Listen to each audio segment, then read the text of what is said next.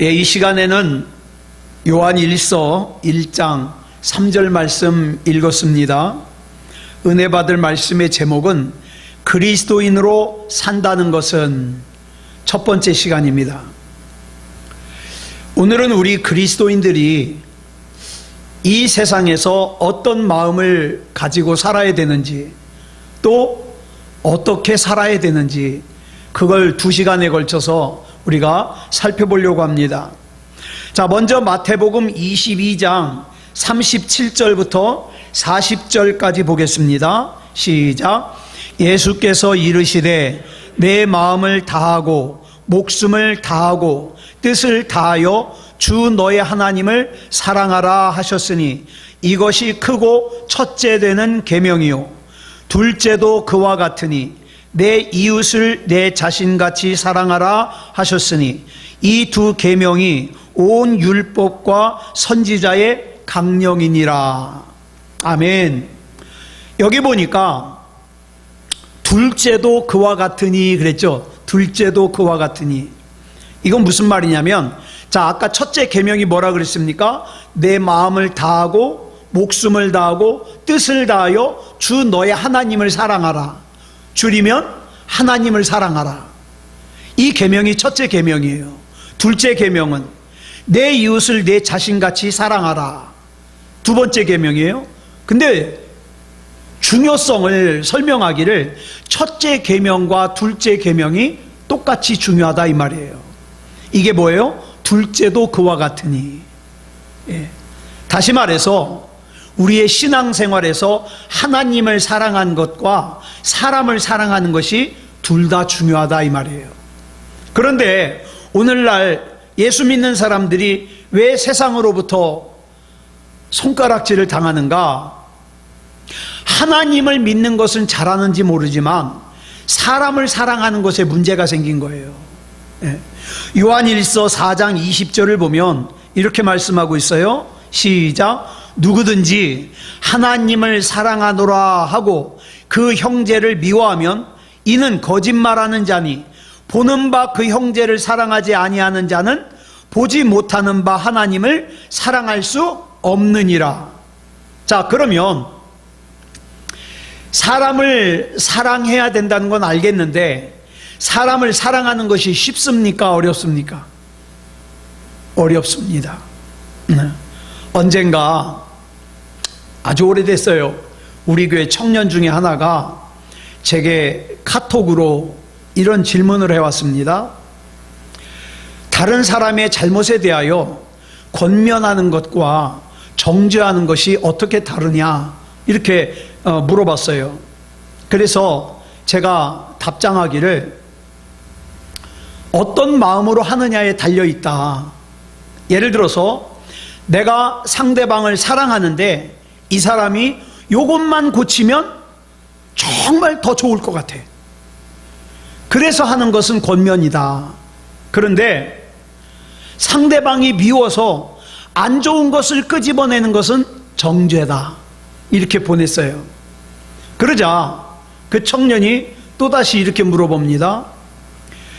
당연히 권면을 해야 되는 경우인데 내가 그래서 그 사람을 사랑해서 권면을 하는데 상대방이 그 권면을 정죄로 받아들이면 어떡하냐?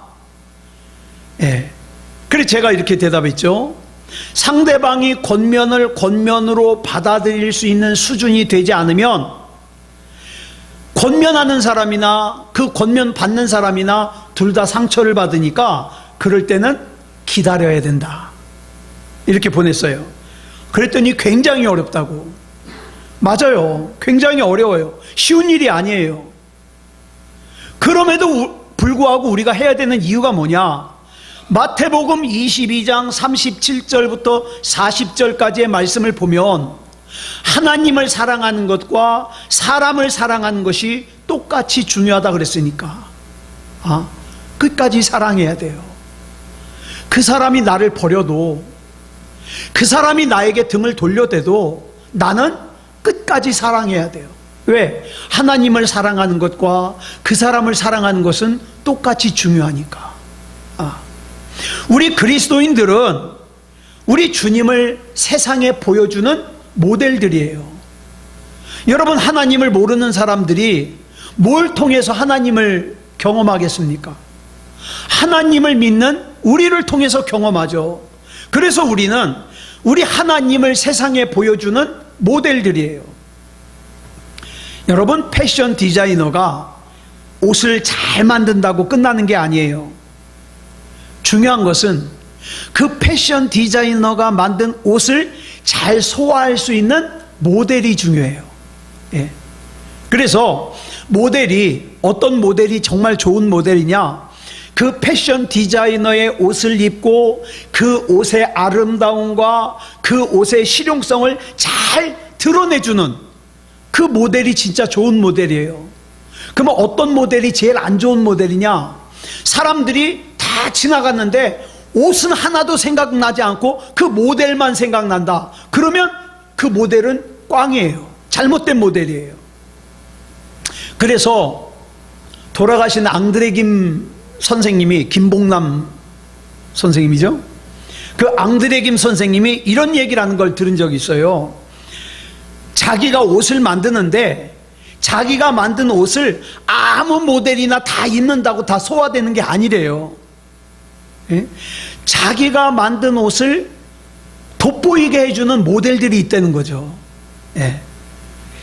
여러분도 보셨나 모르겠는데 가끔 방송에 똑같은 옷을 입고 나왔는데 전혀 다른 느낌이 나는 연예인들이 있어요. 여러분, 모델은요, 우리가 미처 알지 못했던 디자이너의 기술과 솜씨와 그 다음에 숨겨진 그 옷의 기능을 한눈에 잘 드러낼 수 있는 그런 전문가가 모델이에요. 우리 그리스도인들은 보이지 않는 주님의 모든 것을 세상에 보여주는 전문 모델이 되어야 됩니다. 요한 1서 1장 1절을 보면 이렇게 말씀하고 있죠. 시작. 태초부터 있는 생명의 말씀에 관하여는 우리가 들은 바요, 눈으로 본 바요, 자세히 보고 우리의 손으로 만진 바라. 자, 태초부터 말씀이 있었어요. 근데 그 말씀을 들었다고만 하지 않고 보았다고만 하지 않고, 여러분, 들었다 그러면, 보았다 그러면 이해하기가 어렵지 않아요. 왜? 하나님의 말씀이 글자로 기록된 이 성경이 이게 하나님 말씀이구나. 어떻게 해요? 읽는 거예요. 보는 거예요. 또 설교자가 하는 설교를 듣고 이게 하나님의 말씀이구나 들었어요. 그러니까 보는 거, 듣는 거는 어렵지 않아요. 중요한 게 그 다음이에요. 뭡니까? 우리의 손으로 만진 바라. 경험했다 이 말이죠. 경험했다. 여러분, 경험하는 것까지가 뭐예요? 신앙이에요. 여러분, 사도 요한의 증언이 그 다음 2절에서 이렇게 계속됩니다. 시작. 이 생명이 나타내신 바 된지라. 이 영원한 생명을 우리가 보았고 증언하여 너희에게 전하노니 이는 아버지와 함께 계시다가 우리에게 나타내신 바 된 이시니라. 이 말씀은 예수님에 대해서 설명하고 있어요. 여러분은 예수님 어떻게 설명하시겠습니까? 사도 요한은 예수님을 어떻게 설명하냐? 아버지와 함께 계시다가 우리에게 나타내신 바 되니, 이렇게 소개하고 있어요. 그렇다면 예수님은 아버지 하나님과 함께 계시다가 아버지 하나님을 우리에게 나타내시기 위한 모델이 되시려고 이 세상에 오셨다고 정의할 수 있죠. 그래서 예수님께서는 이 땅에 계시는 동안에 철저하게 뭘 했어요? 하나님을 우리에게 보여주는 모델이 됐어요. 그래서 뭐라 그랬어요? 제자들에게 나를 본 자는 누구를 봤다? 하나님을 봤다. 이렇게 말씀하셨잖아요. 예수님이 모델이에요. 그 다음 3절로 4절 보겠습니다. 시작. 우리가 보고 들은 바를 너희에게도 전함은 너희로 우리와 사귐이 있게 하려 함이니 우리의 사귐은 아버지와 그의 아들 예수 그리스도와 더불어 누림이라. 우리가 이것을 쓰면 우리의 기쁨이 충만하게 하려 함이라. 예수님께서는 하나님의 모델이 되려고 이 세상에 오셨고, 우리 역시 하나님 아버지와 성자 하나님이신 예수 그리스도를 이 세상에 보여주는 모델로 살고 있다는 거예요. 모델로. 자, 그런데 여러분, 아까도 말씀드렸습니다마는 모델이라고 다 같은 모델이 아니에요. 어떤 모델은 패션 디자이너의 솜씨와 의도를 완벽하게 드러내주는 모델이 있는가 하면, 어떤 모델은 패션 디자이너의 솜씨와 의도는 드러내지 않고 뭐만 드러내요? 자기만 드러내요. 자기 얼굴이 얼마나 이쁜지, 자기 몸이 얼마나 날씬한지 이것만 드러내요. 이거 어설픈 모델이죠. 기억하시자고요. 저와 여러분은 삼위일체 하나님을 드러내는 모델들이에요. 그런데 모델이 되려면 몸이 날씬해야 되죠. 예? 그래서 모델들은 그 몸을 날씬하게 유지하려고, 탄력 있게 유지하려고 뭘 합니까? 다이어트를 합니다. 제가 언젠가 그 모델 장윤주 씨라고 있죠. 이 장윤주 씨가 말하는 걸 들었는데, 이 장윤주 씨는요, 하루에 몸무게를 2번 잰대요. 아침에 한 번, 저녁에 한 번. 그럼 왜 2번 재냐? 조금이라도 체중이 늘면요, 곧바로 빼기 위해서래요. 자, 그러면 하나님의 모델인 저와 여러분의 다이어트는 뭘까요? 자기 부인이에요. 예. 자기 부인의 기준이 뭡니까? 하나님의 말씀이에요. 그러니까 하나님의 말씀에 비추어서 조금이라도 튀어나온 거 있으면 어떻게 해요? 잘라내야 돼요. 빼야 돼요. 그게 우리 영적인 다이어트예요. 내가 나 자신을 부인하고, 내가 나의 욕망을 부인하고, 내가 나의 욕심을 부인하고 하나님의 말씀의 통로가 될 때 나는 아름다운 하나님의 모델이 될 수 있는 거예요. 그 다음 두 번째로, 우리 그리스도인들은 하나님 나라의 진열장입니다. 모델은요, 단지 패션 디자이너의 옷을 보여주기 위해서 무대에 서는 반면에, 진열장은 훨씬 더 다양한 것을 보여줄 수 있어요. 예를 들어서 전에 제가 어떤 프로그램을 보니까 부부가 같이 서울대학교를 방문을 했어요. 서울대학교 방문을 해가지고 매점에 가니까 거기에 진열장이 있는데 뭐가 있습니까? 그 학교 반지를 팔아요. 또 그 학교에 과 잠바라 그래서 그 학교 잠바를 팔아요. 그래요. 그러니까 여러분, 진열장은 더 많은 것들을 진열해가지고 자세하게 보여줍니다. 여러분, 이 세상에서 우리 그리스도인 개개인이 하나님의 모델이라면, 저와 여러분이 속해 있는 가정이나 직장, 교회는 뭐가 되겠습니까? 진열장이 되겠죠. 진열장. 그래서 그 속을 들여다보는 사람들이, 아, 예수 믿는 사람들은 이렇게 사는구나, 이걸 들여다보는 거예요. 요한복음 1장 35절로 40절을 보겠습니다. 시작. 또 이튿날 요한이 자기 제자 중 2사람과 함께 섰다가 예수께서 건의심을 보고 말하되, 보라, 하나님의 어린 양이로다. 2 제자가 그의 말을 듣고 예수를 따르거늘 예수께서 돌이켜 그 따르는 것을 보시고 물어 이르시되, 무엇을 구하느냐? 이르되, 랍비여 어디 계시오니까 하니, 랍비는 번역하면 선생이라. 예수께서 이르시되, 와서 보라. 그러므로 그들이 가서 계신 데를 보고 그날 함께 거하니 때가 10시쯤 되었더라. 요한의 말을 듣고 예수를 따르는 2사람 중에 하나는 시몬 베드로의 형제 안드레라. 자, 세례 요한의 2 제자가 예수님께 묻죠. 어디 계십니까? 그랬더니 예수님께서 그들에게 와서 봐라. 궁금하면 와서 봐라. 이렇게 말씀하셔요. 그래서 예수님께서 계신 데를 가서 보고 하룻밤 거기서 같이 잤어요. 이 2 제자가. 그런데 이 2사람 중에 한 사람이 누구냐? 베드로의 형제 안드레예요. 그들에게 있어서 예수님이 계신 곳은 뭡니까? 예수님이 어떤 분인가를 보여주는 진열장이에요. 여러분, 여러분의 진열장에는 뭐가 전시되어 있습니까? 네. 여러분의 진열장에는 정말 하나님이 전시되어 있나요? 그래서 여러분의 사랑하는 사람들이 그 진열장을 보면 하나님을 볼 수 있습니까? 뭐가 진열되어 있습니까? 자, 45절로 46절 보겠습니다. 시작. 빌립이 나다나엘을 찾아 이르되 모세가 율법에 기록하였고 여러 선지자가 기록한 그 일을 우리가 만났으니 요셉의 아들 나사렛 예수니라. 나다나엘이 이르되 나사렛에서 무슨 선한 것이 날 수 있느냐? 빌립이 이르되 와서 보라 하니라. 이 빌립이라는 제자는 자기 친구 나다나엘한테 가가지고 예수님을 설명하다가 그 나다나엘이 야, 이 나사렛에서 무슨 선한 것, 그 유명한 것이 나겠냐? 그랬더니 길게 대답 안 해요. 와서 봐라. 네가 와서 이 진열장을 보면 될 거 아니야? 이렇게 대답하는 거예요. 지금까지 그리스도인들은 여기서 이 빌립이 말한 와서 보라의 대상을, 이 진열장을 뭘로만 생각했냐? 예배당으로 생각했어요. 그래서 이 와서 보라를 어떻게 받아들이냐? 야, 교회 한번 가보자. 예배 한번 드려봐라.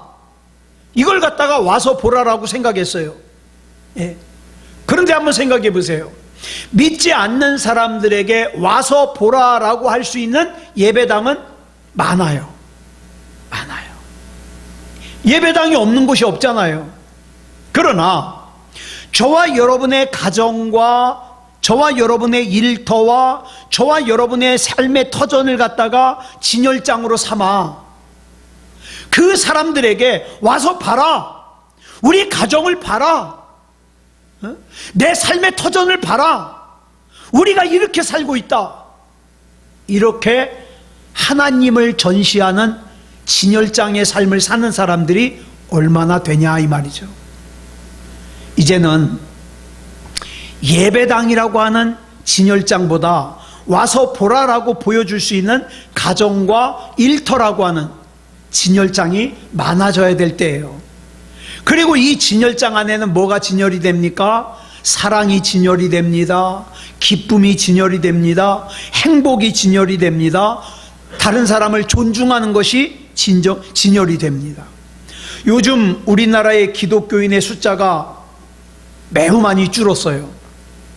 더더군다나 코로나를 거치면서 영상 예배를 드리고 비대면 예배를 드리다 보니까 집에서 예배를 드리다 보니까 좋거든요. 그래가지고 예배당에서 예배를 안 드리는 사람들이 많아졌어요. 예. 그래서 많은 사람들이 이제 기독교인의 숫자가 굉장히 줄어들었다고 걱정을 해요. 왜 그럴까요? 여러 가지 이유가 있겠죠. 그러나 그 중에 한 이유가 뭐냐? 불신자들이 하나님을 봐야 될 진열장이 별로 없어요. 별로. 네. 심지어는 교회 다니는 사람들조차도 하나님에 대한 확신이 없다 보니까 자기가 볼 것도 없고 남들에게 보여줄 것도 없어요. 이게 문제가 되는 거예요.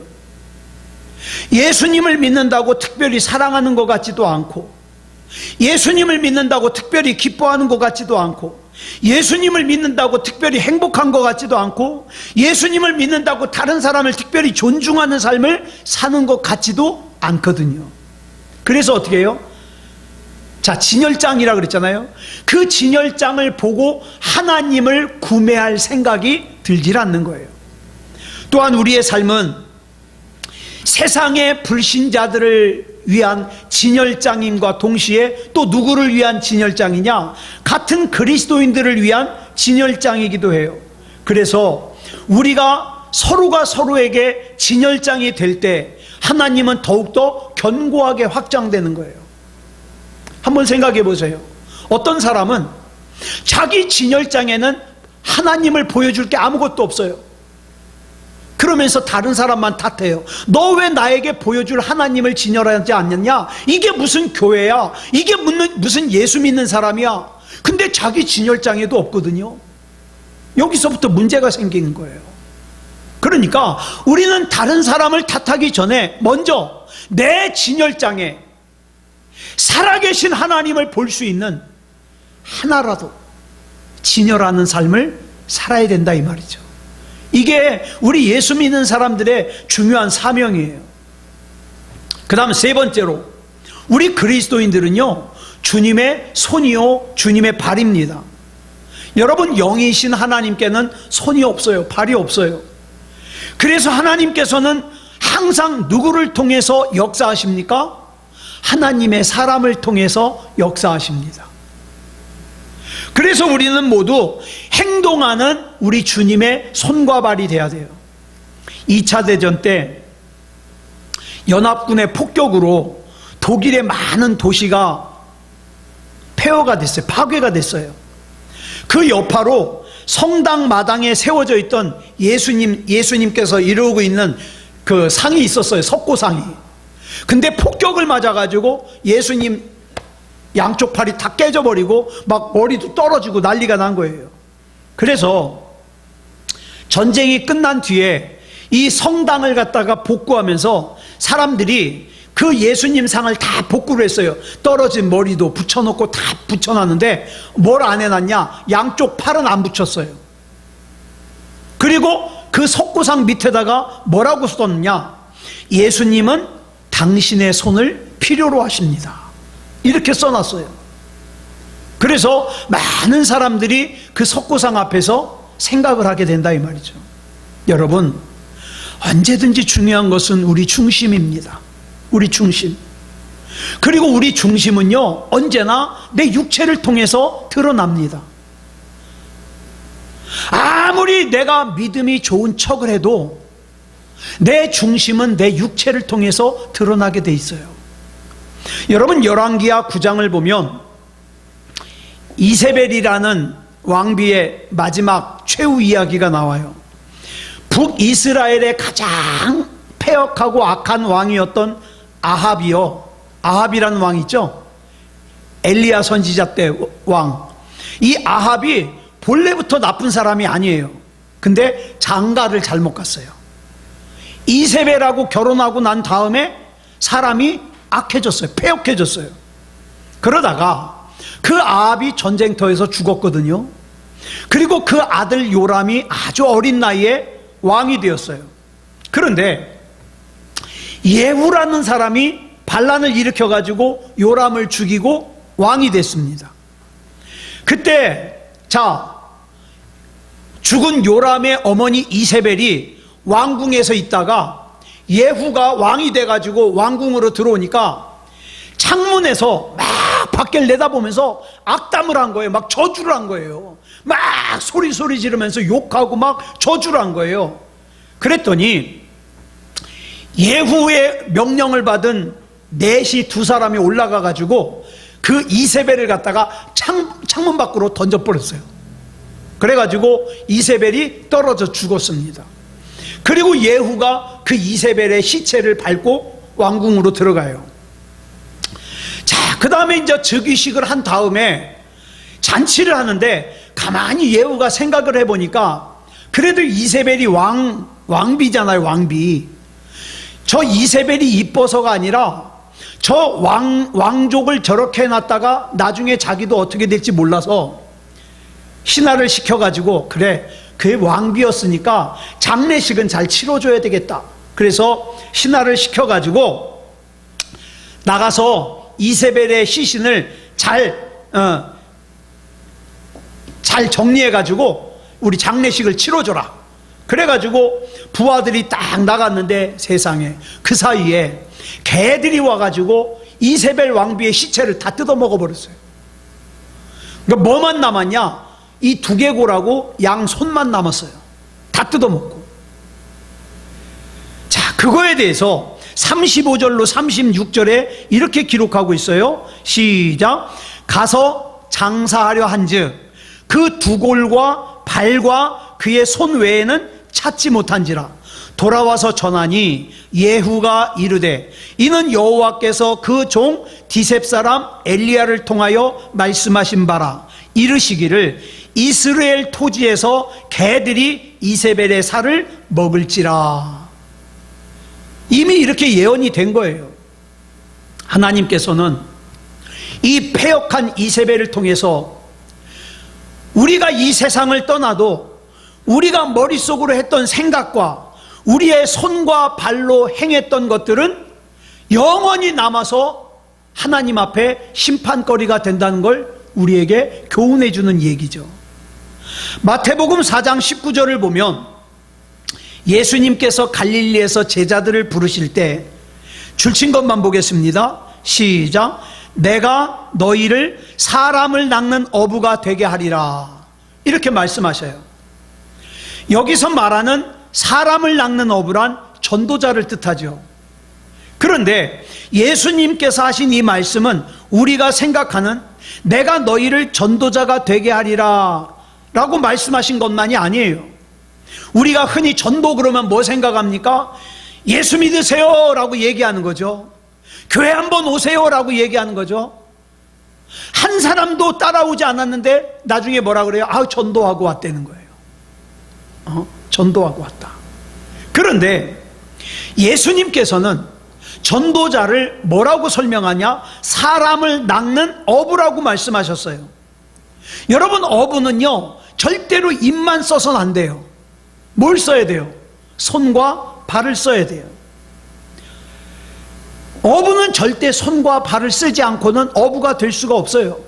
예수님께서 전도자를 가리켜서 내가 너희를 사람을 낚는 어부가 되리라 라고 말씀하신 것은 우리가 이 세상에서 복음의 증인으로 살기 위해서는 입만으로 말만으로 복음의 증인으로 사는 것이 아니라 손과 발로 복음의 증인을 살아야 된다는 뜻이에요.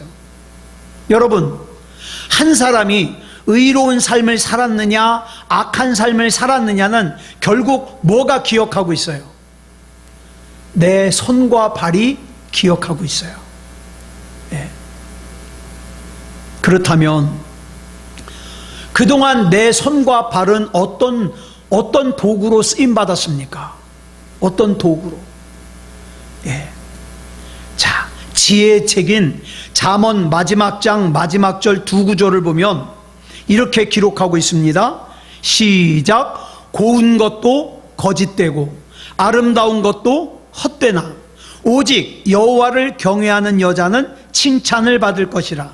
그 손의 열매가 그에게로 돌아갈 것이요 그 행한 일로 말미암아 성문에서 칭찬을 받으리라. 여러분, 잠언은 이렇게 말씀하고 있어요.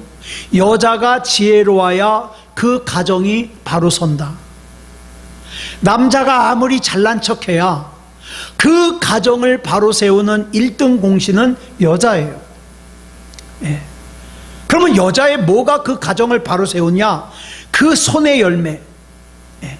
그 발의 열매가 그 가정을 바로 세운다 이 말이에요. 또한 이사야 52장 7절을 보면 이렇게 말씀하고 있어요. 시작.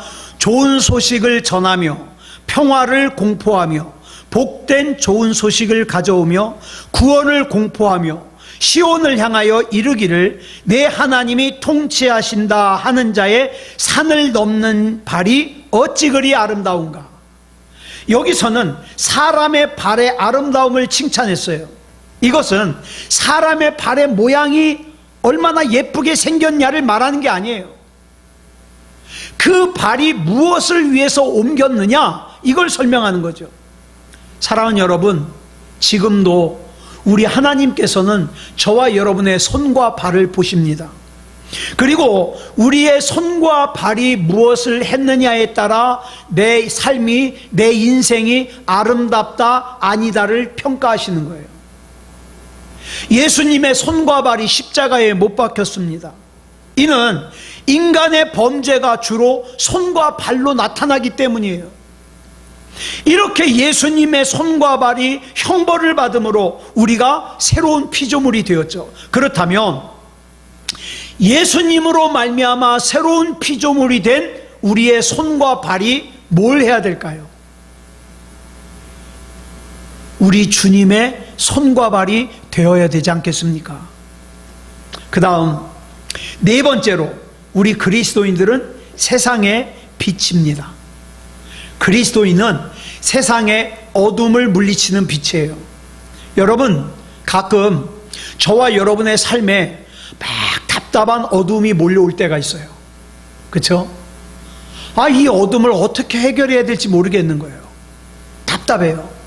그럴 때 여러분, 절대 저와 여러분의 어떤 힘으로는 그 어둠을 물리치지 못합니다. 어떻게 해야 될까요? 내가 빛이 돼야 돼요. 내가 하나님 앞에서 빛이 될 때 나를 답답하게 옥죄어 오던 그 어둠은 사라지게 돼 있습니다. 왜? 예수님은 빛이시고 우리는 그 빛이신 예수님을 반사하는 반사체예요. 여러분, 그러니까 답답할수록 어떻습니까? 예수 그리스도 이름을 부르시기 바랍니다. 우리는 예수님의 빛이 있어야만 빛을 발할 수 있어요. 여러분, 우리 그리스도인들은 어둠 속에서 어디로 가야 될지 갈 바를 알지 못하고 방황하는 사람들의 빛이 되어야 돼요. 세상에는요, 많은 걸 가지고 있음에도 불구하고, 많은 것을 성취했음에도 불구하고, 직책이 높음에도 불구하고 어떻게 살아야 될지를 모르는 사람들이 많아요. 많아. 이들에게 나에게 비친 예수 그리스도의 빛을 반사해서 비춰줘야 될 사명이 저와 여러분에게 있어요. 그런데 나조차 예수 그리스도의 빛을 받지 못한다면 예수 그리스도의 빛을 반사해서 살려야 될 그 영혼들 어떡하냐 이 말이에요. 내 자식 어떡하냐 이 말이에요. 내 형제 어떡하냐 이 말이에요. 내 부모 어떡하냐 이 말이에요.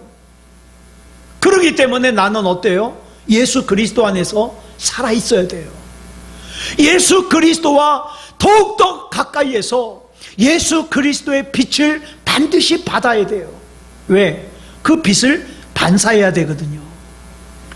저와 여러분 주변에 그런 사람들 있죠. 어떤 사람을 만나면요, 참 기분이 좋아요. 저에게 그런 친구가 있어요. 만나면요, 정말 기분이 좋아요. 제 가까이 있던 우리 정진웅 목사님이 이제 8월 달에 저 창원에 있는 교회로 가십니다. 제 마음이 그냥 이 가까이에 저 좋은 목사님이 멀리로 가니까 좀 답답하죠. 아까 우리 지방에 서기 목사님이 전화를 했어요. 아유, 그 목사님, 정 목사님 가신데 목사님이 얼마나 가슴이 아프실까 위로하려고 전화했대요. 그래서 나도 갈 거라고, 나도 창원으로 갈 거라고 그러면서 이제 농담을 했는데, 자 보세요. 저와 여러분 주변에는요, 어떤 사람을 만나면 참 마음이 맑아져요. 예? 복잡했던 머리가 풀리는 것 같아요. 그런데 어떤 사람은요, 만나면 답답해요. 저와 여러분을 만나는 사람들은 저와 여러분을 만날 때 마음이 맑아져야 되지 않겠습니까? 예? 복잡했던 인생이 풀려져야 되지 않겠습니까? 그러려면 저와 여러분의 어떤 힘을 필요로 하는 게 아니에요. 내가 그저 예수 그리스도의 빛을 받고 있으면 내 옆에 있는 사람들은 저절로 자동으로 그 빛에 영향을 받게 돼 있습니다. 예? 저와 여러분이 그런 사람이 돼야 되죠. 그것이 바로 저와 여러분의 사명입니다. 아무쪼록 그렇게 예수 그리스도의 빛을 반사하는 저와 여러분이기를 그리스도 예수님의 이름으로 축복합니다. 기도하겠습니다. 사랑의 아버지 하나님, 감사합니다. 오늘 이 시간 예수님을 믿는 그리스도인인 우리는 어떻게 살아야 될까? 또 어떤 마음을 먹고 어떤 생각을 해야 될까 살폈습니다. 하나님, 붙잡아 주시옵소서. 정말 믿음다운 믿음을 지키기 힘든 때를 우리가 살고 있습니다. 그러나 내가 하나님 안에서 믿음다운 믿음을 살아 내 주변에 있는 사랑하는 사람들에게 내 신앙의 영향을 끼칠 수 있도록, 내게 비친 예수 그리스도의 빛을 반사해서 그들도 예수 그리스도의 빛의 영향을 받을 수 있도록 그런 삶을 살게 해 주시옵소서. 또한 진열장인 우리의 삶을 통해서 내 주변에 있는 사람들이 하나님을 보았으면 좋겠습니다. 우리 하나님께서 붙잡아 주시옵소서. 우리는 더욱더 하나님 안에 있기를, 하나님과 더욱더 가까워지기를, 믿음다운 믿음이기를 하나님 앞에 기도하며 바로 설 수 있도록 인도해 주시옵소서. 하나님께서 인정하시는 믿음이게 해 주시옵소서. 우리 주님께서 붙잡아 주실 줄 믿사오며 그리스도 예수님의 이름으로 간절히 기도드려 싸움나이다. 아멘.